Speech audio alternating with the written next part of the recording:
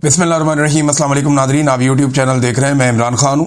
अहम खबर है पाकिस्तान से। जब वज़ीर आज़म ने कहा कि जी आप मुज़ाकरात करने हमारे साथ आकर, तो इस पर पाकिस्तान तहरीक इंसाफ ने एक बड़ा स्मार्ट मूव खेला है। अब समझ आई कि इमरान खान साहब ने यह काम क्यों किया था। उन्होंने कहा जी कि आप जाने और तहरीक तहफ़्फ़ुज़ आईन पाकिस्तान जाने।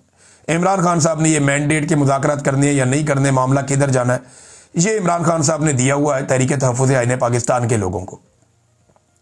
पीटीआई ने कोई मुज़ाकरात नहीं करने, हमारी तरफ से सुर्ख झंडी है। पीटीआई मुज़ाकरात नहीं कर रही। पीटीआई तो करेगी एहतजाज, स्ट्रीट मूवमेंट का आगाज़ करेगी, जिसका इमरान खान साहब ने कहा हुआ है। तो हम तो करेंगे जनाब अपना वो काम, ये पाकिस्तान तहरीक इंसाफ ने कह दिया। हमारी तरफ से मुज़ाकरात नहीं है। हाँ, तहरीक तहफ़्फ़ुज़ आईन पाकिस्तान के साथ आपने मुज़ाकरात करने हैं, वो इमरान खान साहब से आप उनकी मुलाकात करवाएं, वो जाने और इमरान खान साहब जाने। तो पीटीआई ने, जो नॉर्मली होता है ये था कि जब भी कभी मुज़ाकरात होते थे तो पीटीआई की एहतजाजी तहरीक मुतासर हो जाती थी कि जनाब एक तरफ एहतजाजी तहरीक चल रही है, एक तरफ मुज़ाकरात चल रहे हैं, ये किस तरह की तहरीक है। तो अब पीटीआई कह रही है जी हमारा फोकस सिर्फ तहरीक पे, हमारे लीडर ने कह दिया हमने मुज़ाकरात नहीं करने, हम तहरीक चलाएंगे। तहरीक तहफ़्फ़ुज़ आईन पाकिस्तान कह रही है ठीक है आपने मुज़ाकरात करने हैं तो नए मिसाक जमहूरियत पर बैठ जाते हैं। अब इसमें जो इमरान खान साहब के दस्तखत है वो हम करवा लेंगे, ये उन्होंने गारंटी दी। नया चीफ इलेक्शन कमिश्नर लाया जाए और नए इंतखाबात करवाए जाए, ये दो शराइत उन्होंने रख दी तहरीक तहफ़्फ़ुज़ आईन पाकिस्तान ने। नया मिसाक जमहूरियत कर देते हैं। मिसाक जमहूरियत क्या 2006 में अपोजिशन जमातों ने किया था। उस वक्त का डिक्टेटर परवेज़ मुशर्रफ मिसाक जमहूरियत के खिलाफ था। उस वक्त की जो पॉलिटिकल पार्टी परवेज़ मुशर्रफ के साथ खड़ी थी वो मिसाक जमहूरियत का हिस्सा नहीं बनी।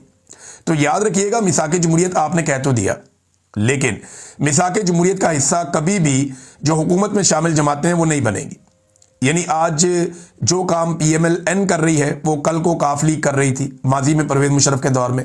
आज जो काम पीपल्स पार्टी और जरदारी और बिलावल कर रहे हैं वो काम माजी में पीपल्स पार्टी पैट्रियाट के लोग कर रहे थे। राव सिकंदर इकबाल, आफ्ताब शेरपा, फैसल साले हयात वगैरह, ये लोग माजी में ये काम कर रहे थे। तो ये बात आपको जहन में रखनी पड़ेगी। चंद वजूहात भी है ना, देखें, एक तो जो वजूहात हैं सादी सादी आपको बताता हूं कि हुकूमत मुज़ाकरात में संजीदा क्यों नहीं होगी। ये चंद वजूहात हैं, ये आप ज़हन में रखें। नंबर एक, इमरान खान की मकबूलियत। जब तक इमरान खान मकबूल है हुकूमत मुज़ाकरात पे नहीं आएगी, क्योंकि फिर इलेक्शन में जाना पड़ेगा। नंबर दो, एस्टेब्लिशमेंट के साथ उनकी शराकत है, तो मुज़ाकरात तो एस्टेब्लिशमेंट के खिलाफ ही होने हैं, तो वो नहीं आ पाएंगे। नंबर तीन, अवाम में बिल्कुल वक़्त खो दी है इन्होंने, अवाम इनको मुंह नहीं लगा रही, तो ये मुज़ाकरात में आके इलेक्शन में क्यों जाए। और नंबर चार, गवर्नेंस में बिल्कुल नाकामी है। इनके पास कोई ऐसी चीज़ नहीं है जिसकी बुनियाद के ऊपर ये पब्लिक में जाकर ये कहें कि जनाब हमने ये काम कर दिए। अवाम को दिखाने के लिए भी इनके पास कुछ नहीं है। ये वो चीज़ें हैं जो हुकूमत को किसी भी किस्म के संजीदा मिसाक से रोक देंगी, यानी हुकूमत किसी मुज़ाकरात का हिस्सा नहीं बनेगी इन चीज़ों की वजह से। शहबाज शरीफ साहब ने बाकायदा एक स्टेटमेंट जारी किया मुज़ाकरात के हवाले से, और उन्होंने मशरूत पेशकश की मुज़ाकरात की अपोजिशन को। उन्होंने कहा जी बिल्कुल ठीक है, मुज़ाकरात होने चाहिए और मुज़ाकरात के लिए हम तैयार हैं, हम पीटीआई के साथ मुज़ाकरात कर लेते हैं। लेकिन साथ ही उन्होंने ये कहा कि जनाब ये शराइत हैं, पुरअमन रहेंगे, एहतजाज नहीं करेंगे, ये नहीं करेंगे, वो जो शराइत हुकूमत की होती हैं नॉर्मली, उन्होंने कंडीशंस लगा दी।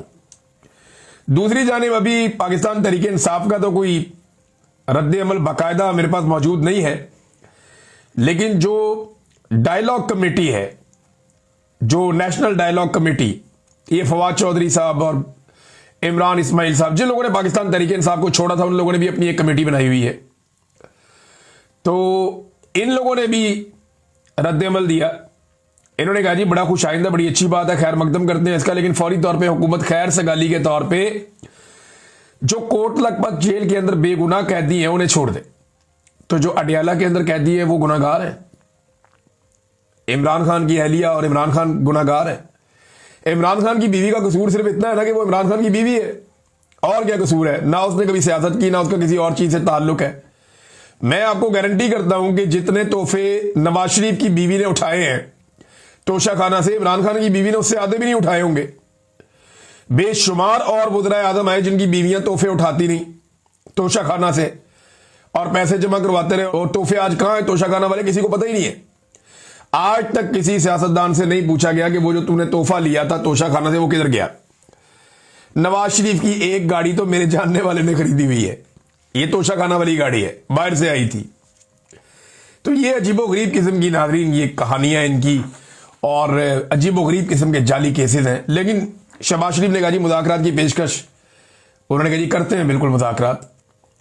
तो नेशनल डायलॉग कमेटी नॉर्मली ये हुकूमत की सिमत में ही रहती है। लोग हैं जिन्होंने ज्यादा बड़ी कुर्बानी नहीं दी। फवाद चौधरी गो के गिरफ्तार रहे, लेकिन इन्होंने बहुत शुरू में सरेंडर कर दिया था। इन लोगों ने जब 9 मई हुआ उसके बाद ये नहीं खड़े हो पाए।